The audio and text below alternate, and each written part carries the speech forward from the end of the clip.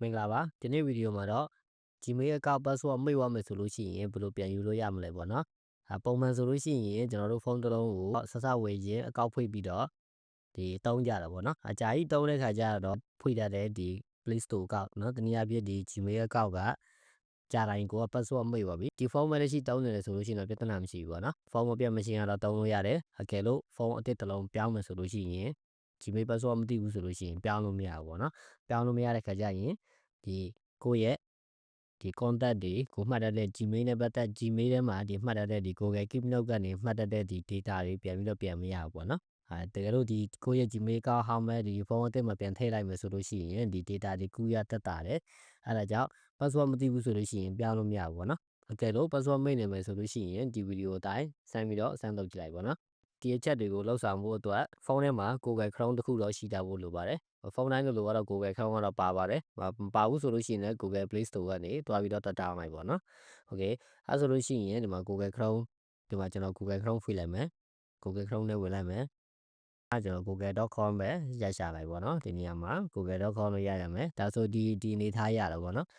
ဒီဖုန်းမှာကြတော့အကောင့်တွေအများကြီးရှိနေတာဖြစ်တဲ့အတွက်ကြောင့်ဒီနေရာလေးတစ်ချက်လောက်မှတ်လိုက်ပေါ့နော်โอเคအားပြီးလို့ရှိရင် DSD နေရာလေးပါဒီမှာ DSL လေးပါတစ်ချက်လောက်နှိပ်လိုက်မယ်ဒါဆိုလို့ရှိရင်ဒီဖုန်းထဲမှာရှိသမျှအကောင့်တွေဒီမှာလာပေါ်တော့ဗောနော်ဒါဆိုလို့ရှိရင်ကျွန်တော်ဘယ်အကောင့်ကိုကပြောင်းခြင်းလဲပေါ့ကို password မှတ်မိတဲ့အကောင့်ကိုဒီမှာကို select ယူလို့ရတယ်ဗောနော်ကျွန်တော်ကတော့ဒီအကောင့်ကိုမမှတ်မိတော့ဘူးဒီအကောင့်ကို password ပြောင်းကြည့်မယ်โอเคအဲ့ဒါဆိုလို့ရှိရင်ဒီအကောင့်ကိုချက်လောက်နှိပ်လိုက်မယ်ဒီနေရာရောက်ပြီဆိုလို့ရှိရင်ခဏ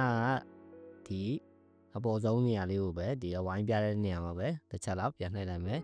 ပြီးလို့ရှိရင်ဒီနေရာရောက်ပြီဆိုလို့ရှိရင်ဒီမှာ manage your Google account ဆိုပြီးတော့ရှိတယ်ဒါလေးကိုတစ်ချက်လောက်နှိပ်လိုက်မယ်โอเคဒါဆိုဒီအနေထားမှာတွေ့ရပြီပေါ့နော်ဒီအနေထားမှာတွေ့ရပြီဆိုလို့ရှိရင်ကျွန်တော်တို့ဒီဘက်ချမ်းကိုဆွဲလာလိုက်မယ်ဆွဲလာလိုက်ပြီဆိုလို့ရှိရင်ဒီပေါ်နားလေးမှာ security ဆိုပြီးတော့ရှိတယ်ဒီမှာ security ပေါ့နော်โอเคဒါလေးကိုတစ်ချက်လောက်နှိပ်လိုက်မယ်ဟုတ်ပြီအဲဆိုလို့ရှိရင်အောက်နားလေးဆွဲလာလိုက်ပေါ့နော်ဒီမှာ two step verification တွေ on လုပ်ရတယ်ဒီ passkey security ပေါ့နော်အများကြီးလုပ်လို့ရတယ်ဒီမှာကကြတော့ဒီ recovery phone recovery mail လို့ပေါ့နော်ကျွန်တော် password change မှာဖြစ်တဲ့အတွက်ကြောင့်ဒီနေရာမှာဒီ password ဆိုတဲ့နေရာပေါ့နော်ဒါဆိုလို့ရှိရင် let change me one ပေါ့နော်2021ကလေးကဒီ password က2021ကလေးရဆိုလို့ရှိရင်အခု2025ကုန်ပြီဆိုတော့မမှတ်မိတော့ဘူးပေါ့နော်ဒီနှစ်9နှစ်လောက်ဖြစ်သွားပြီဆိုတော့ okay အဲ့ဒါဆိုလို့ရှိရင်ကျွန်တော်ချိန်ကြည့်မယ်ချိန်မှုတော့ကိုဒီ password နေရာကိုနှိပ်လိုက်ပေါ့နော် okay အဲဆိုလို့ရှိရင်ဒီတိုင်းမျိုးပြမယ်နော် okay တန်မျိုးပြနိုင်မယ် use your screen lock ဆိုပြီးတော့ပြနိုင်မယ်ကျွန်တော်ဒီမှာ use pin ကိုနှိပ်လိုက်မယ်နော်ပြီးလို့ရှိရင်ကိုယ့်ရဲ့ password ကိုနှိပ်ထည့်လိုက်ပေါ့okay password နှိပ်ပေါ်ပြီဆိုလို့ရှိရင်ကျွန်တော်ဒီမှာ confirm ကိုနှိပ်ပြလိုက်ပါနော်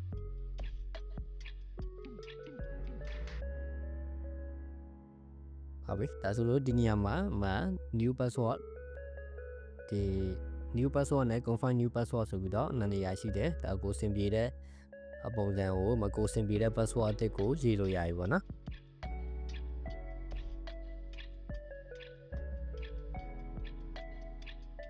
โอเคဒါဆိုလို့ရှိရင်ဒီအောက်နားလေးကဒီမှာ change password ကိုနှိပ်ပြလိုက်ပါနော်ဒါပြီးလို့ရှိရင်ဒီမှာ change password ကိုနှိပ်လိုက်ဒီမှာ your password will change ဆိုပြီးတော့ပြသွားလိမ့်မယ်โอเคဒါဆိုလို့ရှိရင်ကိုယ့်ရဲ့ဒီတခြားဖုန်းမှာဒီ password နဲ့ဒီ Gmail နဲ့တွားပြီးတော့ပြောင်းထည့်လို့ရပြီပေါ့နော်ဆိုတော့ပြောင်းတဲ့နည်းကတော့လွယ်လေးပဲเนาะပြောင်းတဲ့နည်းကဒီမှာပြန်လုပ်ပြမယ်ကိုပြောင်းခြင်းတဲ့အကောင့်ကိုဒီမှာ select လုပ်လိုက်ပြီးလို့ရှိရင် manage your Google account ကိုတွားပြီးလို့ရှိရင် security တဲ့ကိုဝင်ပြီးလို့ရှိရင်ဒီအောက်နားလေးကဒီမှာ password ကိုနှိပ်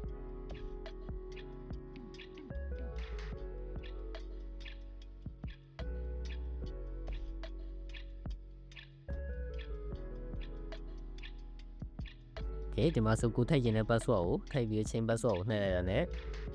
အကောင့် password အတိတ်ရပြီပေါ့နော်ဆိုတော့ဒီဗီဒီယိုတော့ဒီလောက်ပါပဲအဆင်မပြေတာဖြစ်သိချင်တာတစ်ခုခုရှိမယ်ဆိုလို့ရှိရင်ဗီဒီယိုရဲ့ comment အောက်မှာပြောခဲ့ပေးပါဗီဒီယိုကိုဆုံးဖြတ်ကြည့်ပြီးတဲ့အတွက်ကျေးဇူးတင်ပါတယ်